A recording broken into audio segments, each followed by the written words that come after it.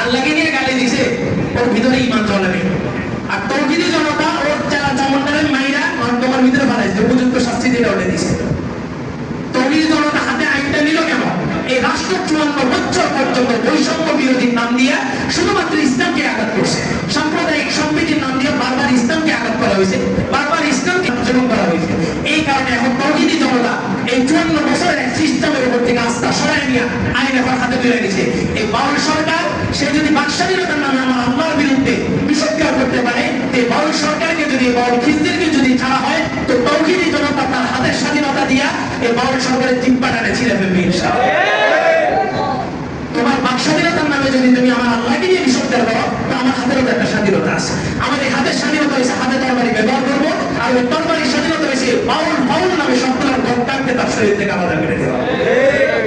আল্লাহ রাসূল বলেন, যখন জিনা আম হয়ে যায়, গুনাহ আম হয়ে যায়, তখন আল্লাহ তাআলা জমিনের মধ্যে জালজালা দিয়ে দেয়।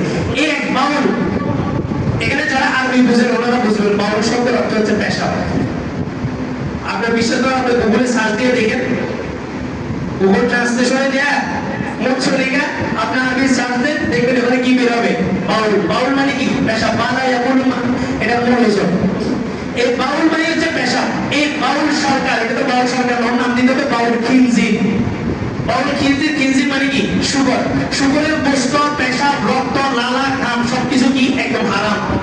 কোন প্রাণী হারাম হয়েছে, কিন্তু কোরআনের মধ্যে উল্লেখ করছে আল্লাহ শুধু লাহমুল খিনজির, খিনজিরের গোশত। এটা মারাত্মক ডেঞ্জারাস পর্যায়ে হারাম।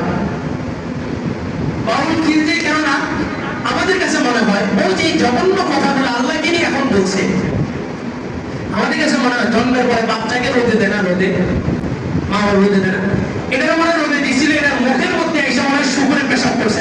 এত কঠিন জঘন্য কথাবার্তা, এত নির্দিষ্ট কথাবার্তা মুখ দিয়ে বের হয়ে যেতে হবে। এর মুখের ভিতরে কি পেশাব করছে? শুকরের পেশাব করছে। আবার এটা তো এক নাস্তিক মোট্টা ঈমান তো গেছে। নব্য কিছু নাস্তিক আমাদের সমাজে আগামী দিনে নেতৃত্ব দিবে, স্বপ্ন দেখতেছে। নব্য নাস্তিক বলছি কেন? প্রমাণ সহকারে আমি এদেরকে নাস্তিক প্রমাণ করতে পারবো, মোট্টা প্রমাণ করতে পারবো। একটা প্রকাশ্য আল্লাহকে নিয়ে বিষোদ্গার করছে। এরা বাকস্বাধীনতার নাম দিয়া এই সমস্ত নেতারা এদের আবার পক্ষাবলম্বন করতেছে। এরা আবার স্বপ্ন দেখতেছে আমাদেরকে আগামীতে নেতৃত্ব দিবে, লিড দিবে। এত সহজ। এবার বাংলা এই শতাব্দী, এটা ইসলামের শতাব্দী। ইসলামকে মাইনাস করে ক্ষমতার স্বপ্ন যদি দেখেন, সেকুলার পার্টি তো চান্সই পাবে না, কোনো ইসলামী দলকে চান্স দেওয়া হবে না। ক্ষমতায় যাওয়ার পরে এটা করবো এটা করবো না, আপনি আগে থেকে আমাদের সাথে আন্দোলন অংশগ্রহণ করে এগুলো ক্ষমতায় যাওয়ার আগে বাস্তবায়ন করবেন, তারপর আমরা আপনাদেরকে ক্ষমতায় বসাবো। ক্ষমতায় যাওয়ার আগে এটা বাস্তবায়ন করতে হবে। আল্লাহকে নিয়ে গালি দিছে, ওর ভিতরে ঈমান চলে না। আর তৌহিদি জনতা ওর চালা চামড়ার মাইরা তোমার ভিতরে বানাইছে, উপযুক্ত শাস্তি দিয়ে ওঠে দিছে। তৌহিদি জনতা হাতে আইনটা নিল কেন?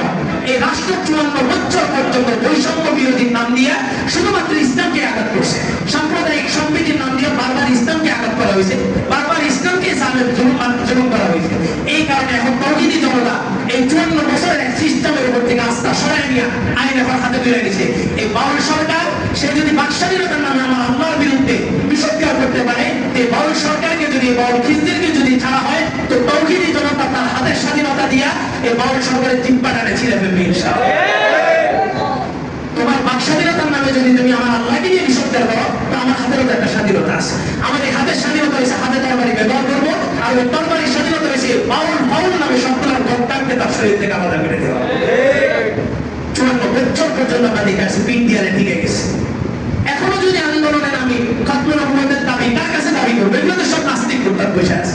ওদের কাছে আমার কিসের দাবি? কাফনের কাপড়কে রাস্তায় নামতে হবে, যে এই দাবি বাস্তবায়ন করা ছাড়া আগামী নির্বাচন পর্যন্ত বয়কট করা হবে। এই দাবিগুলো বাস্তবায়ন হবে, তারপরে নির্বাচন, তারপরে একটা সরকারের মানে বসবে। পারবেন তো ইনশাআল্লাহ? সৈনিক আপনার নিজেই একটা চালও যদি বাকি থাকে, ওইটা খাওয়ার পরেই আপনার মৃত্যু আসবে। হয় কিসে? আপনাকে দুনিয়াতে পাঠিয়েছে কেন? আপনাকে দুনিয়াতে পাঠিয়েছে কেন? সম্পদ দিয়েছে কেন? যাকাত দেওয়ার জন্য, তো যাকাত দিতেছেন। পেট দিয়েছে কেন? রোজা রাখার জন্য। তো মাসে একবার কি করতেছেন? বছরে 1 মাস রোজা রাখতেছেন। আপনার এই শরীরের শক্তি দিয়েছে কেন? হজ করার জন্য। তো হজ করার জন্য কি করতেছেন? হজ করতেছেন। সবকিছু মানে এই শরীর, এই জান কেন দেওয়া হয়েছে? ইন্নাল্লাহা আশতারা মিনাল মুমিনিন আনফুসাহুম ওয়া আমওয়ালাহুম বিআন্না লাহুমুল জান্নাহ। আল্লাহ বলেন, তোমার এই শরীর, তোমার এই আত্মা, তোমার চোখ, হাত সবকিছু আমি শুধুমাত্র দিছি আমার রাস্তায় খরচ করার জন্য। জিহাদের জন্য প্রস্তুত থাকতে হবে প্রতিনিয়ত। নামাজের জন্য প্রস্তুত আছি না? এখন কি নামাজ পড়বো কেউ? কিন্তু প্রস্তুত তো আমরা অনেকবার আগে থেকে।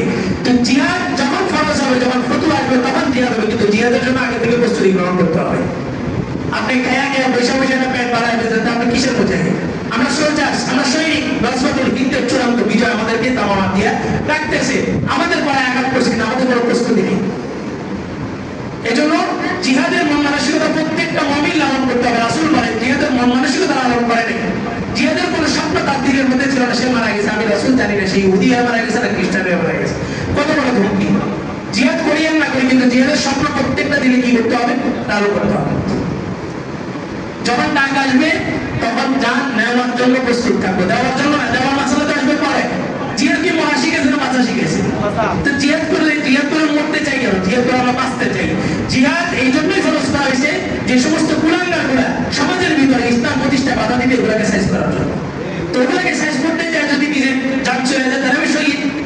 আল্লাহ রাসূল বলছেন তার জান্নাত তাহতা জিল্লাতিস সুয়ুফ, এই শহীদের জান্নাত হচ্ছে এই তরবারির ছায়ার নিচে।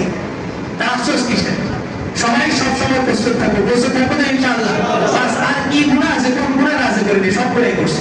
এবার জানটাকে শুধু সর্বোচ্চ জায়গায় খরচ করার জন্য প্রস্তুত থাকতে হবে ইনশাআল্লাহ।